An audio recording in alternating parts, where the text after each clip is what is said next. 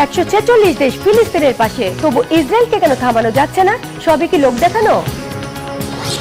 আড়াল থেকে আবারও জনসম্মুখে আহমেদিনেজাদ পারবেন কি ইরানের প্রেসিডেন্ট হতে? বেলুনে বেঁধে প্রতিবেশী দেশে পাঠানো হলো মলমূত্র আবর্জনা, বাড়ছে যুদ্ধের সংখ্যা। আসসালামু আলাইকুম, দেখছিলেন বাংলাদেশের ওয়ান নিউজ শিরোনাম। নতুন করে ইউরোপের 3 দেশ সহ বিশ্বের 146 দেশ ফিলিস্তিনকে স্বাধীন রাষ্ট্রের স্বীকৃতি দিয়ে পাশে দাঁড়িয়েছে। এটি ফিলিস্তিনের জন্য একটি বড় কূটনৈতিক বিজয়, কিন্তু প্রশ্ন হলো, তাতে কি ফিলিস্তিনি গণহত্যা বন্ধ হবে? থামবে কি গাজা ভূখণ্ডে ইসরায়েলের হত্যাযজ্ঞ? কে থামাবে বেপরোয়া নেতানিয়াহু সরকারকে? এমন প্রশ্নের উত্তরে আসলে অনিশ্চিতই রয়ে গেল অসহায় নিরীহ ফিলিস্তিনিদের ভাগ্য। বিশ্লেষকরা বলছেন, শুধু স্বীকৃতি নয়, ফিলিস্তিনিদের রক্ষায় সবচেয়ে জরুরি যুদ্ধ বন্ধে পদক্ষেপ নেওয়া। ডেস্ক রিপোর্টে আরো জানাচ্ছেন হাফিজুল ইসলাম। ফিলিস্তিনকে রাষ্ট্র হিসাবে আনুষ্ঠানিক স্বীকৃতি দেয়া নিয়ে চলছে প্রতিযোগিতা। সম্প্রতি সেই তালিকায় নাম লেখালো ইউরোপের 3টি দেশ। আরেকটি কূটনৈতিক জয় পেল ফিলিস্তিন। জাতিসংঘের 193টি সদস্য রাষ্ট্রের 146টি ফিলিস্তিনের পক্ষে। বিশ্বজুড়ে যখন বইছে সমর্থনের জোয়ার, তখন কেন বন্ধ হচ্ছে না গাজায় হামলা? ইসরায়েলকে থামাতে কেন নেওয়া হচ্ছে না কোনো পদক্ষেপ? ফিলিস্তিনি ভূখণ্ডের সবটুকু যদি গিলে ফেলে ইসরায়েল, তাহলে কি হবে এসব স্বীকৃতি দিয়ে? যুক্তরাষ্ট্র ও তার মিত্ররা যখন নিঃশর্তভাবে ইসরায়েলের পাশে আছে, তখন শুধুমাত্র স্বীকৃতি দিয়ে ফিলিস্তিনের বাস্তব পরিস্থিতি বদলানো সম্ভব না। খুঁজে বের করতে হবে কয়েক দশক ধরে মীমাংসা না হওয়া ধাঁধার সমাধান। 2 জাতি রাষ্ট্র হবে কিনা? যদি হয়, তাহলে ইসরায়েল ও ফিলিস্তিনের সীমানা কি হবে? দেশ দুটোর রাজধানী কোথায় হবে? কতদিন সময়ের মধ্যে বাস্তবায়িত হবে এসব পদক্ষেপ? সবকিছুর আগে ঠিক করতে হবে এই প্রশ্নগুলোর উত্তর। ফিলিস্তিনের প্রতি বিভিন্ন দেশের স্বীকৃতি ইসরায়েলকে একঘরে করে ফেলছে। আপাত দৃষ্টিতে এমন মনে হলেও প্রশ্ন হলো, তাতে কি শেষ পর্যন্ত ফিলিস্তিনিদের সত্যিকারের কোনো উপকার হচ্ছে? দখলদার মুক্ত নিজস্ব রাষ্ট্র পাওয়ার যে স্বপ্ন দীর্ঘদিন ধরে দেখে আসছে দেশটির জনগণ, সেটা আদৌ বাস্তবায়ন করা সম্ভব হবে? এখনও নেই এমন কোনো পরিকল্পনা। আন্তর্জাতিক পরিমণ্ডলে কে কোন পক্ষের মিত্র সবসময় মোটা দাগে ভাগ করা সহজ না, কিন্তু মাসের পর মাস ধরে গাজায় যে আগ্রাসন চালাচ্ছে ইসরায়েল, কোনোভাবেই তা গ্রহণযোগ্য হতে পারে না। এই বিষয়ে সবাই একমত। অথচ যুদ্ধ থামাতে সত্যিকারের কোনো চাপ ইসরায়েলের উপর আসতে দেখা যাচ্ছে না। বরং আন্তর্জাতিক আদালতের রায়কে পাত্তা না দিয়ে গাজায় সহিংস হামলার তীব্রতা বাড়িয়েছে নেতানিয়াহু প্রশাসন। বর্তমানে আরব লীগ ও ওআইসির পূর্ণ সদস্য ফিলিস্তিন। হাঙ্গেরি, পোল্যান্ড, রোমানিয়া, স্লোভাকিয়া, চেক প্রজাতন্ত্রের মতো ইউরোপীয় দেশ ছাড়াও ফিলিস্তিনের ঝুলিতে আছে সুইডেন ও সাইপ্রাসের স্বীকৃতি। অন্যদিকে যুক্তরাষ্ট্র, যুক্তরাজ্য, জার্মানি, অস্ট্রেলিয়া সহ এমন আরও অনেক দেশ আছে যারা একক রাষ্ট্র হিসাবে ফিলিস্তিনকে স্বীকার করে না। স্বাধীন রাষ্ট্র হিসাবে স্বীকৃতির অর্থ হবে চলমান যুদ্ধের একটি রাজনৈতিক সমাধান খুঁজে বের করা। ফিলিস্তিন রাষ্ট্রের স্বীকৃতি দেয়াকে নিজেদের কূটনৈতিক সাফল্য হিসাবে দেখতে চাইছে বেশিরভাগ দেশ। সেই দৃষ্টিকোণ থেকে ফিলিস্তিন রাষ্ট্রকে স্বীকৃতি দেয়া এখনও শুধুমাত্র একটি প্রতীকী বিষয় হয়ে থাকছে। বিশ্ব রাজনীতিতে কূটনৈতিক গুরুত্ব থাকলেও ফিলিস্তিনিদের টিকে থাকার প্রশ্নে আনুষ্ঠানিক স্বীকৃতি এখনও কোনো কাজের না। ফিলিস্তিনে চলমান আগ্রাসী হামলা বন্ধ হবে, ফিলিস্তিনি পরিচয় নিয়ে শান্তিতে বেড়ে উঠতে পারবে গাজার ভবিষ্যৎ প্রজন্ম, মিলবে মৌলিক অধিকারের নিশ্চয়তা, এসব ব্যাপার এখনও ইসরায়েল ও তার মিত্রদের ইচ্ছার উপর নির্ভরশীল। কূটনৈতিক স্বীকৃতি ও সমর্থনের পাশাপাশি দেশগুলোর উচিত স্বাধীন ও সার্বভৌম ফিলিস্তিন রাষ্ট্র প্রতিষ্ঠায় কার্যকরী পদক্ষেপ নেয়া। ইসরায়েলের সব ধরনের দখলদারিত্ব থামানো হতে পারে যার প্রথম ধাপ। হাফিজুল ইসলাম, বাংলা ভিশন। আন্তর্জাতিক নিন্দা আর আহ্বানকে তোয়াক্কা না করে নিরাপদ ঘোষিত রাফার সেফ জোনে আবারও হামলা চালিয়ে 21 ফিলিস্তিনিকে হত্যা করেছে ইসরায়েল। এই অবস্থায় ইসরায়েলের পরম মিত্র যুক্তরাষ্ট্রের দাবি, বড় কোনো অভিযান চলছে না রাফায়। রোববার রাফার সেফ জোনে হামলা চালিয়ে 45 ফিলিস্তিনিকে হত্যা রেশ কাটতে না কাটতেই এবার আল মাওয়াসি শরণার্থী শিবিরে ট্যাঙ্ক থেকে গুলি ছোড়ে ইসরায়েলি সেনারা। নিহতদের ১৩ জন নারী এবং শিশু। আহত ৬৪ জনের মধ্যে ১০ জনের অবস্থা আশঙ্কাজনক। শহরের ভেতরে ট্যাঙ্ক নিয়ে অভিযানে নেমেছে ইসরায়েলি স্থলবাহিনী। বিশ্ব স্বাস্থ্য সংস্থার আশঙ্কা, এতে শহরের একমাত্র সচল হাসপাতালটি বন্ধ হয়ে যেতে পারে। এতে বাড়বে মৃত্যু। এরপরও ইসরায়েলের পক্ষে সাফাই দিয়েছে হোয়াইট হাউস। মুখপাত্র জন কার্বি জানান, গাজার দক্ষিণের শহর রাফায় যুক্তরাষ্ট্রের বেঁধে দেওয়া সীমা লঙ্ঘন করেনি ইসরায়েল। সেখানে ৪৫ ফিলিস্তিনিকে পুড়িয়ে হত্যার ঘটনায় দৃষ্টি আকর্ষণ করা হলে কার্বি জানান, এক্ষেত্রে ইসরায়েলের বিষয়ে মার্কিন নীতির কোনো পরিবর্তন হবে না। ওই হামলায় যুক্তরাষ্ট্র থেকে পাঠানো বোমা ব্যবহারের অভিযোগে মার্কিন প্রতিরক্ষা দপ্তর পেন্টাগন বলেছে, এ বিষয়ে কোনো তথ্য তাদের জানা নেই। এদিকে ফিলিস্তিনকে স্বাধীন রাষ্ট্রের স্বীকৃতি দেওয়ায় স্পেন সরকারকে স্বাগত জানিয়েছে দেশটির নাগরিকরা। এই পদক্ষেপের ফলে যুদ্ধ বিধ্বস্ত গাজা ভূখণ্ড ইসরায়েলি আগ্রাসন বন্ধ হবে বলে মনে করছেন তারা। মীর ফজলে রাব্বি রিপোর্টে থাকছে বিস্তারিত। ইসরায়েলের ক্ষোভকে পাত্তা না দিয়ে ফিলিস্তিনকে রাষ্ট্র হিসেবে আনুষ্ঠানিক স্বীকৃতি দিয়েছে ইউরোপের ৩ দেশ, স্পেন, আয়ারল্যান্ড ও নরওয়ে। এর মাধ্যমে জাতিসংঘের ১৯৩ সদস্য দেশের মধ্যে প্রায় ১৪৪টি দেশই ফিলিস্তিনকে রাষ্ট্রের স্বীকৃতি দিয়ে ফেলল। ফিলিস্তিনকে রাষ্ট্র হিসাবে স্বীকৃতি দেওয়া ইউরোপের দেশগুলোর মধ্যে বৃহত্তম ও রাজনৈতিকভাবে সবচেয়ে প্রভাবশালী দেশটি ছিল স্পেন। স্পেনের প্রধানমন্ত্রী পেদ্রো সানচেজের সভাপতিত্বে মন্ত্রী পরিষদের বৈঠকে এ বিষয়ে অনুমোদন আসে। এরপর মঙ্গলবার আনুষ্ঠানিকভাবে একটি স্বাধীন রাষ্ট্র হিসাবে ফিলিস্তিনকে স্বীকৃতি দেয় স্পেন। স্পেনের সাধারণ নাগরিকেরা ফিলিস্তিনকে একটি সার্বভৌম রাষ্ট্র হিসাবে স্বীকৃতি দেওয়ায় সরকারের প্রতি তাদের সমর্থন ব্যক্ত করেছেন। তারা মনে করছেন, এই পদক্ষেপটি যুদ্ধবিধ্বস্ত গাজা উপত্যকায় শান্তি প্রতিষ্ঠায় সহায়তা করবে। আমরা মিডিয়ার মাধ্যমে মধ্যপ্রাচ্যের বর্তমান পরিস্থিতি সম্পর্কে জানতে পেরেছি। গাজা উপত্যকা যুদ্ধ ও ধ্বংসযজ্ঞে ভুগছে। এটা মেনে নেওয়া যায় না। স্পেনের সিদ্ধান্ত মধ্যপ্রাচ্যে শান্তি আনতে সাহায্য করতে পারে। আমি মনে করি এটি একটি সঠিক সিদ্ধান্ত। আমার মতে এটি খুব ভালো একটি সিদ্ধান্ত। গাজা উপত্যকায় যে শান্তি দরকার তা মানুষ এখন অনুধাবন করতে পারবে। ইসরায়েল সেখানে গণহত্যা করছে। এই স্বীকৃতি ইসরায়েলকে চাপ দেবে এবং যুদ্ধ বন্ধ করার পথ দেখাবে। ইউরোপের ৩ দেশ গত কয়েকদিন ধরেই ফিলিস্তিনকে স্বাধীন রাষ্ট্র হিসেবে ঘোষণা দেওয়ার কথা বলে আসছিল। এ নিয়ে নিন্দা জানিয়ে আসছিল ইসরায়েল। ৩ দেশের আনুষ্ঠানিক ঘোষণার পরও ইসরায়েল এর কড়া নিন্দা জানায়। ১৯৬৭ সালের আগের সীমানাকে বহাল রেখে ফিলিস্তিনকে স্বাধীন রাষ্ট্রের স্বীকৃতি দিল স্পেন, আয়ারল্যান্ড ও নরওয়ে। আর জেরুজালেমকে ইসরায়েল ও ফিলিস্তিন উভয়ের রাজধানী হিসেবে মানবে এই দেশ তিনটি। এই পদক্ষেপে ফিলিস্তিন নিয়ে এই দেশগুলোর কূটনৈতিক প্রোটোকলেও আসতে পারে বেশ কিছু পরিবর্তন। মীর ফজলে রাব্বি, বাংলা ভিশন। মাহমুদ আহমেদিনেজাদ যুক্তরাষ্ট্র বিরোধী কট্টর অবস্থানের কারণে ইরান তো বটেই, গোটা বিশ্বের রাজনীতিতে বেশ পরিচিত একটি নাম। টানা ৮ বছর ইরানের প্রেসিডেন্টের দায়িত্ব পালনের পর ২০১৩ সালে ক্ষমতা থেকে সরে অনেকটাই লোকচক্ষুর আড়ালে চলে যান তিনি। তবে সম্প্রতি ইরানের প্রেসিডেন্ট ইব্রাহিম রাইসির মৃত্যুর পর আবারও খবরের শিরোনাম হয়েছেন মাহমুদ আহমেদিনেজাদ। দেশটির পরবর্তী প্রেসিডেন্ট হতে চান আহমেদিনেজাদ। তবে প্রেসিডেন্ট হওয়ার পথটা তার জন্য অত সহজ হবে না বলে মনে করছেন বিশ্লেষকরা। মীর ফজলে রাব্বির ডেস্ক রিপোর্ট। মাহমুদ আহমেদিনেজাদ ইরানের রাজনীতিতে এই নামটি অনেক পরিচিত হলেও অনেকদিন ধরেই খবরে নেই তিনি। তবে ইরানের প্রেসিডেন্ট ইব্রাহিম রাইসির মৃত্যুর পর আগামী নির্বাচনে তার সম্ভাব্য প্রার্থিতা নিয়ে আবারও আলোচনায় তিনি। সম্প্রতি একটি ভিডিওতে ইরানের জনগণ এবং দেশের সেবা করার অভিপ্রায় ব্যক্ত করেছেন আহমেদিনেজাদ। তিনি বলেছেন, যেহেতু জনগণ ও দেশের সেবা করার সুযোগ আমার রয়েছে, সেই সুযোগ লুফে নিতে অবশ্যই আমি দ্বিধা করব না। বৈশ্বিক পরিস্থিতি বিবেচনা করে কেবল দেশের স্বার্থের কথা চিন্তা করে এ বিষয়ে ভাবছেন বলে জানিয়েছেন তিনি। তবে প্রেসিডেন্ট হওয়ার পথটা অত সহজ হবে না আহমেদিনেজাদের জন্য। ২০১৭ এবং ২০২১ সালের প্রেসিডেন্ট নির্বাচনে সর্বোচ্চ নেতা আয়াতুল্লাহ খামেনির নেতৃত্বাধীন গার্ডিয়ান কাউন্সিল তার প্রার্থিতা বাতিল করেছিল। ২০১৭ সালে আহমেদিনেজাদের প্রার্থিতা বাতিল করা হলে তিনি পুরো কাঠামোর সমালোচনা করেন। এমনকি প্রকাশ্যে সর্বোচ্চ নেতা আয়াতুল্লাহ খামেনিরও সমালোচনা করেছিলেন।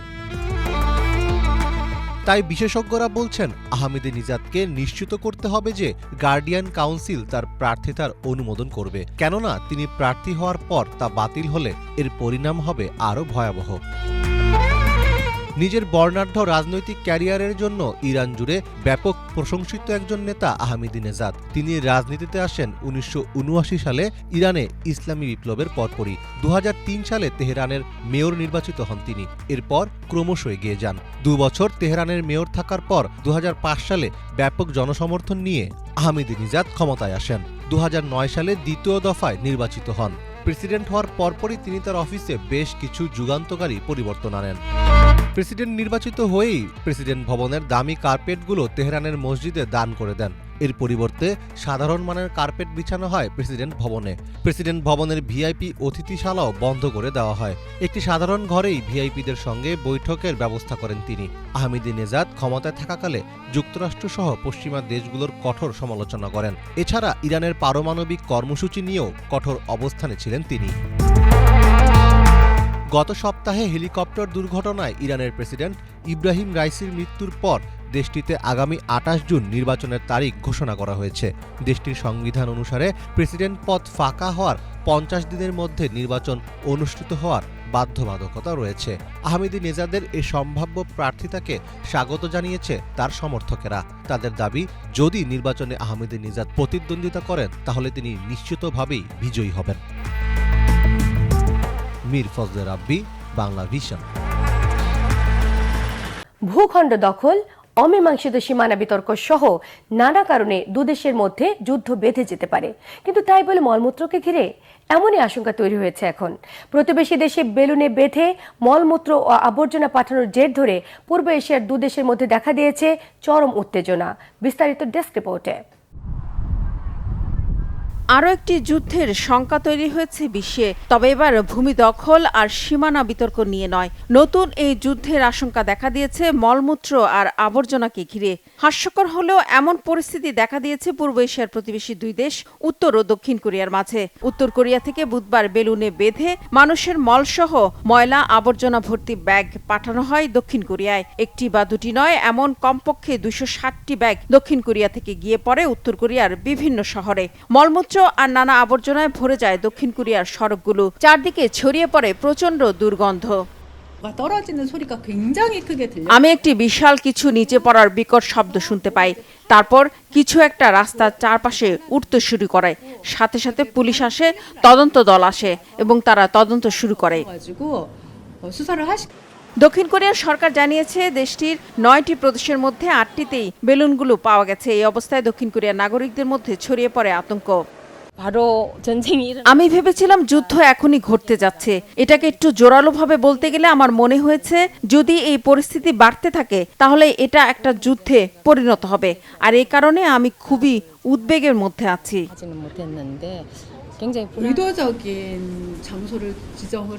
বেলুনগুলো খুবই ভয়ঙ্কর এবং ভীতিকর ছিল। আমরা সবাই খুব ভয় পেয়ে গিয়েছিলাম। আমি ভাবছিলাম যে ময়লা আবর্জনার সাথে ভাইরাস বা রাসায়নিক পদার্থ থাকলে আমাদের কি হবে।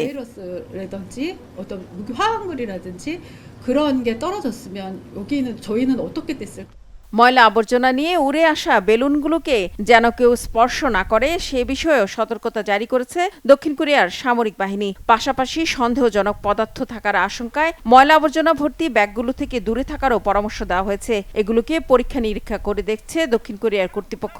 তারা নাগরিকদের জরুরি প্রয়োজন ছাড়া ঘরের বাইরে বের না হওয়ার পরামর্শ দিয়েছে। 1950-এর দশকে কোরিয়ান যুদ্ধের পর থেকে উত্তর এবং দক্ষিণ কোরিয়া উভয় দেশই নিজেদের পক্ষে প্রোপাগান্ডা চালাতে গ্যাস বেলুন ব্যবহার করে। দক্ষিণ কোরিয়ার সেনাবাহিনী এই কাজটিকে আন্তর্জাতিক আইনের সুস্পষ্ট লঙ্ঘন হিসেবে উল্লেখ করে তীব্র নিন্দা জানিয়েছে।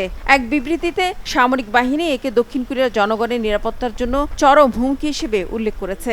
এসব বেলুনের কারণে কিছু ঘটলে তার জন্য উত্তর কোরিয়া সম্পূর্ণভাবে দায়ী থাকবে বলেও সতর্ক করে দিয়েছে দক্ষিণ কোরিয়ার সেনাবাহিনী। অবশ্য দক্ষিণ কোরিয়া থেকে উত্তর কোরিয়ার দিকে পিয়ংইয়ং বিরোধী লিফলেটের পাশাপাশি চকোপায়ের মতো উত্তর কোরিয়ায় নিষিদ্ধ বিভিন্ন বস্তু বেলুনে করে পাঠিয়ে দিয়েছিল দক্ষিণ কোরিয়ার সমাজকর্মীরা। তবে 2020 সালে এ ধরনের কাজকে অপরাধ আখ্যা দিয়ে আইন পাশ করেছিল দক্ষিণ কোরিয়ার পার্লামেন্ট।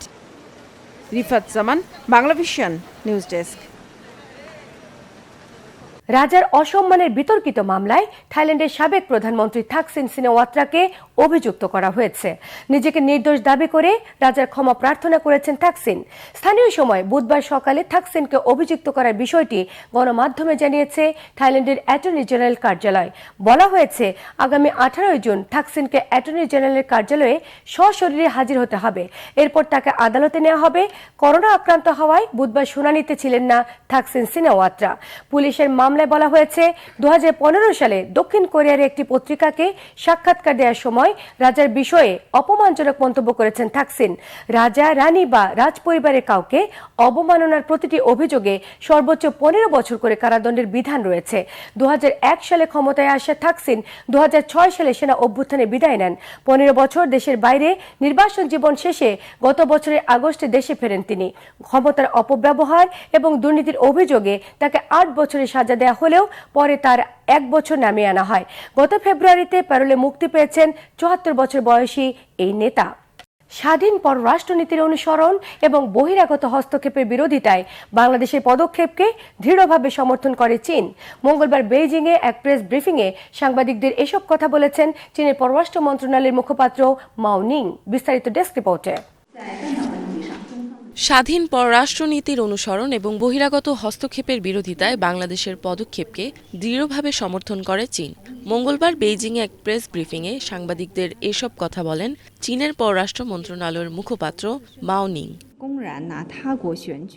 গত সপ্তাহে প্রধানমন্ত্রী শেখ হাসিনা তার ভাষণে বাংলাদেশে বিমান ঘাঁটি নির্মাণ করার অনুমতির বিনিময়ে এক শ্বেতাঙ্গের বিনা বাধায় পুনর্নির্বাচনের প্রস্তাব এবং নাকচের বিষয়টি তুলে ধরেন। এরপরই চীনের এই মন্তব্য আসে। আমরা বাংলাদেশের স্বাধীনতা এবং বিদেশি চাপকে ভয় না করার জাতীয় নীতির বিষয়ে প্রধানমন্ত্রী শেখ হাসিনার বক্তব্য শুনেছি। কিছু দেশ নিজেদের স্বার্থ সিদ্ধির জন্য অন্য দেশের নির্বাচনকে দর কষাকষির হাতিয়ার হিসেবে ব্যবহার করে এবং নির্লজ্জভাবে হস্তক্ষেপ করে। এমন কর্মকাণ্ড অন্যান্য দেশের অভ্যন্তরীণ বিষয়, আঞ্চলিক নিরাপত্তা এবং স্থিতিশীলতাকে ক্ষুণ্ণ করে। এগুলো ওইসব দেশের আধিপত্যবাদ এবং উৎপীড়নমূলক প্রকৃতিকে জাহির করে।